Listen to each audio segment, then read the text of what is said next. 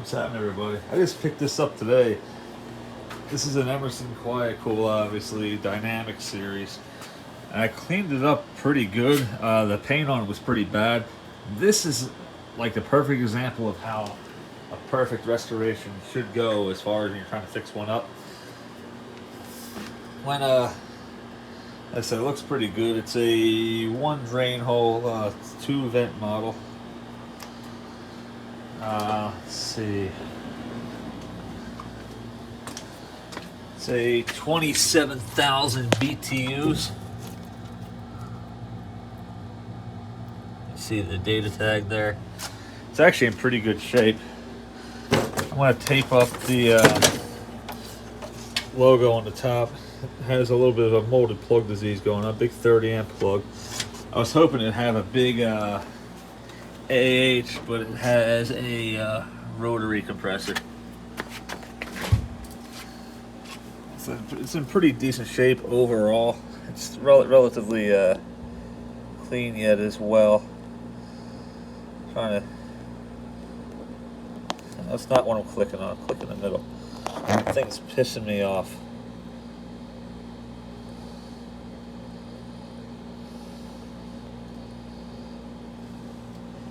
Yeah, I don't know what brand this is. It says made in Japan though. I don't think it's a Tecumseh. I have to take this off and check the terminals, make sure they're not corroded.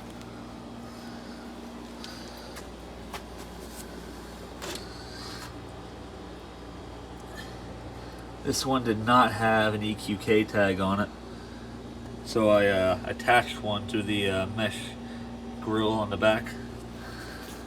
The mesh grill came with it, but the EQK tag did not, so I had no choice but to put one on. It's got the frame for the filter, but unfortunately it's been long dry rotted. It's missing the control panel door, which is no surprise. Like I said, it pays to know people. Yeah, I got this for practically nothing.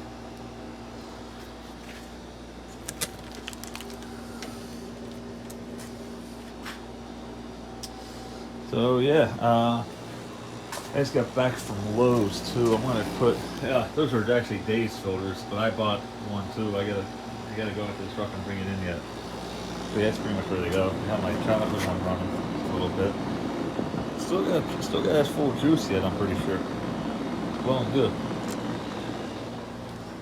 Yeah, I'm gonna take this up and redo the logo. So I sanded everything down pretty good. You could still clearly read it, but it was starting to fade a little bit, so I figured I would just redo it anyway, make it look nice. And so it is 27,000 BTUs, and I also bought the, let me go get it. My Dynamic's running nice and strong, as usual. Here it is.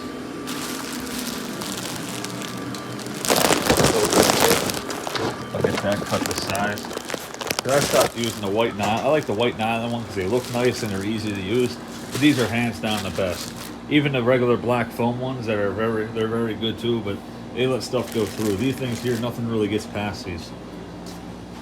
At least not as much as, nothing really noticeable anyway. So I have this new, I was trying to get a whole new cord for it, but they're outrageously expensive. They don't have any with the regular straight pattern. This one here you can modify it.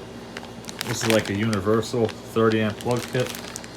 I just got to take it apart and rotate the prongs so they're horizontal, and this one here has to get put in because it's hooked up for 120 volts right now. I've never even seen anything that runs on 125 volts, 30 amp. That's crazy. And of course a 30 amp plug for the garage where it's going to go. That being said, I'll show you it when I have it all done. I have to new braid it up and clean it up quick and go from there. But yeah. Guys, as you can see, this thing's turning out pretty good. Probably not going to be able to see how fast the paint dries. I might fire it up tonight because it is a rotary compressor, so you got to be careful with firing up after you had it on its side. Recips don't usually give a shit, but the rotaries, I wouldn't do it with the recip either, but the rotaries, you really got to be careful with that. So they got, this paint covers amazingly well. Oh, you got a little bit more to do right there. It looks like I missed a spot. I gotta save some of the paint too because I need it for the, I have one more spot in the case I gotta touch up. This stuff does cover amazingly well. Usually one coat and you're done with the darker, this leather brown. I love it. Let's go see what the how the case is turning out. Should be almost oven now. It's been sitting there for like 45 minutes by now.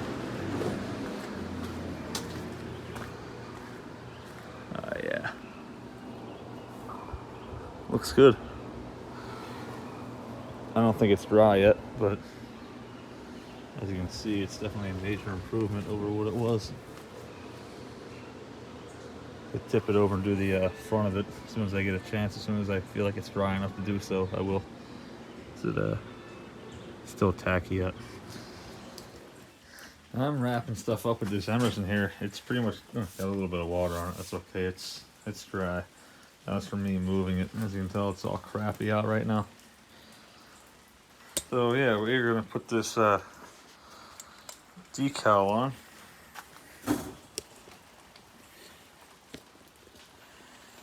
One good thing about being married to an arts and crafts person. Oh yeah. See if I can do this without screwing it up. I know I don't have much room for error here, so basically you're just... come on, damn it.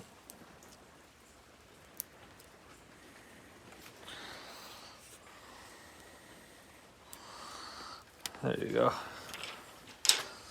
Gotta try to line it up the best we can here. Well, there's not much room for error here at all.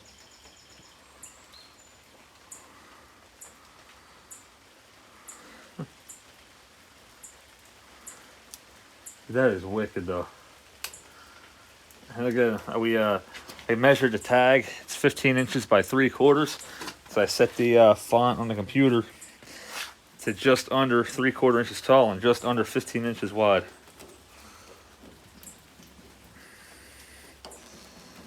Put some pressure on it, make sure it's on there good.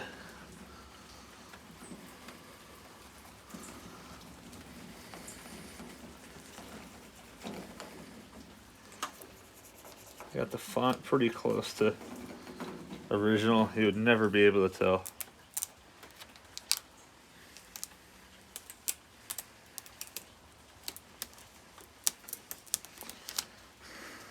There you go, one done. Now, the being that was 15 inches wide, it actually exceeded the length of the sheet she has for the printer. So I just had to print it off in two rows, which shouldn't be a big problem. We'll see in a minute. And again, we're gonna do the same thing. He prints out, cuts it out, and you put this over it. You peel the rest of the black off, at least just the letters. Put this adhesive over to pick the letters off, which looks like it actually has to be put on here. So it looks like it doesn't want to come off. Try it again. Are we picking up now? Yep. There we go. Just gotta be careful with it.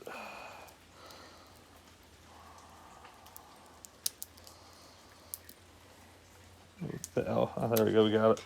The L didn't want to come off. It didn't look like. Said you do only get one shot, so you gotta try to be as careful as you can with it. Alright, trying to line it up. It should work out pretty much perfectly, and it looks like we're pretty well on, so.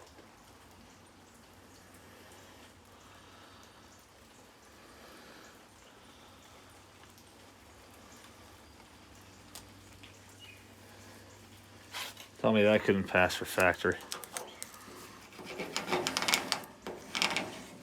Look at that.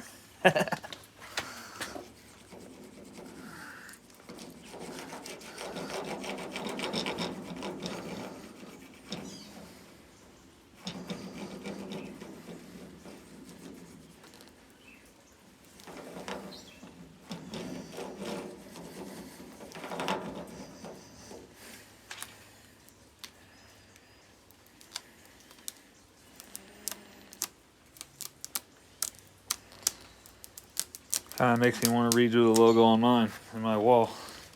Look at that though. You can't tell me that doesn't look factory. Hell yeah. This restoration attempt is completely done. I would like to try to find a... this one did not come with an EQK tag. I put one on it. I gotta see if I can come up with a... I mean, it doesn't really matter because it has a drain hole anyway. But just to make it look, you know, like one of the older ones, get a metal freaking baffle for right here, like an aluminum one. But if not, it's not really the end of the world. I want to see if I can get this to fire up quick. It isn't that hot out here right now. But, yep. That's all it is. Cricket machine. Okay, she's ready to go back together. Condenser's a little bit, has a little bit of rust stain on it that I couldn't get off, but that's okay.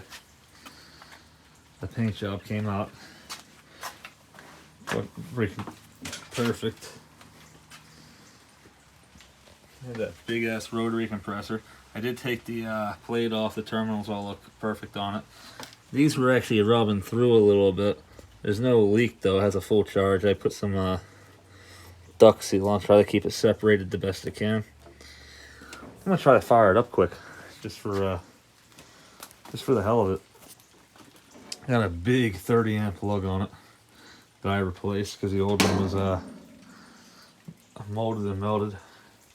Guess they were running it. Must have been like a long run or something like that. Who the hell knows? Well, anyway, and you find that this leather brown color is pretty much identical to the factory finish on the late 70s to very early 80s models. So that's what I went with. And of course, that's your front and your controls. And let's see, check here the model number. It is model number 27AD44-A. 3600 watts, 27,000 BTUs, uses 16 amps. So you could actually get away with running that on a 20 amp circuit, but the problem with that is it exceeds the 80%. You're only allowed to utilize by code 80% of the full rated current, so that's why anything above 15 amps is going to be on a 30 amp circuit, and anything above 12 amps has to be on a 20 amp circuit. 230 volts, 60 hertz, 7.5 EER, so not completely terrible. 40 ounces of R22. It's big, it's heavy, though not as heavy as it would have been if I had an AH. I really wish I had a reset, but that's okay. It doesn't have to. It'll serve its purpose just fine. Beefy rotary, I'll give it that. Mounts are in good shape. Chassis got some surface rust, but no through rot. Nothing that's going to be a major problem. Anyway, I'm going to try to fire it up quick. We'll go from there. Alright guys, I'm ready to try it out. But first, look at this ghetto fabulous rig of perfection. The sad part about it is I actually do have a 30 amp circuit out here. I just never put a 30 amp outlet in. That's for that, my 480, not 480, my large heater over there that I have in the wall that only works in here when it's not under 40. I just don't come across these units of this magnitude often enough to really make it a priority to put one of these in. Anyway,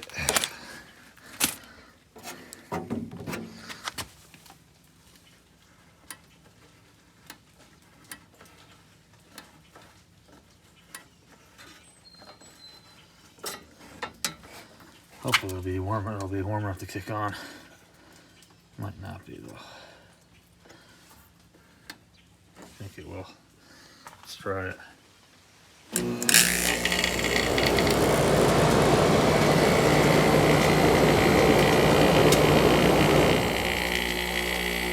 it down on purpose.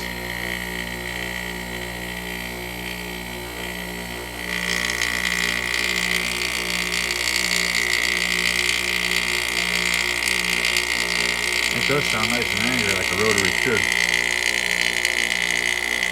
Not a bad sounding rotary. It would have been better, but it's okay. It is what it is. I'll take this.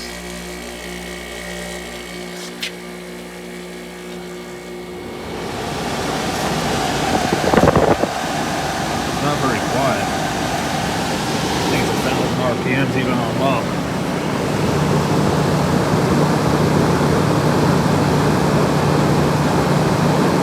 Yeah, it is. 1,000, 1,100, 1,300. Huge motor.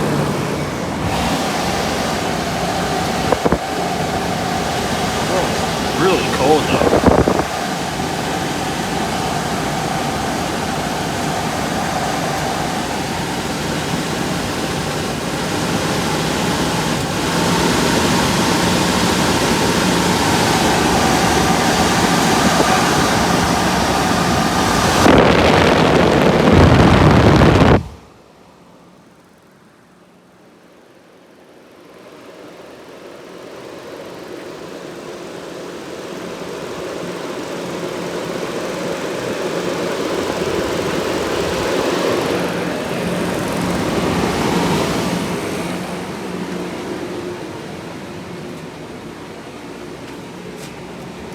Just like that, my garage is a mess again.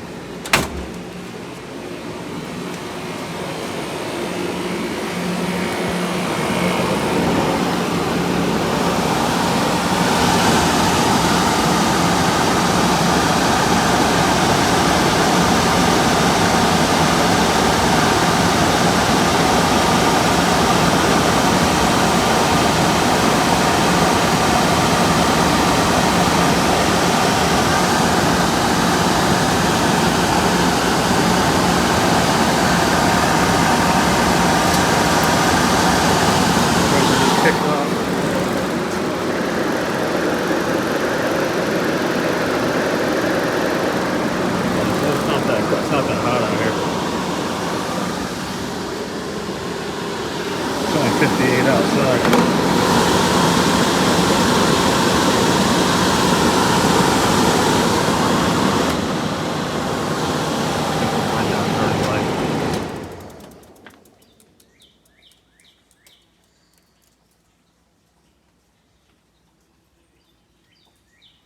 It's alright. Yeah, it's not even hot enough to really get the get a good test off of. And honestly, I don't even think it was running long enough for the rotary to get the refrigerant pumped through the whole entire unit. So yeah, it works very good. It should easily do the shop that it's going to be in. So that being said, thanks for watching, and I will catch you guys next time.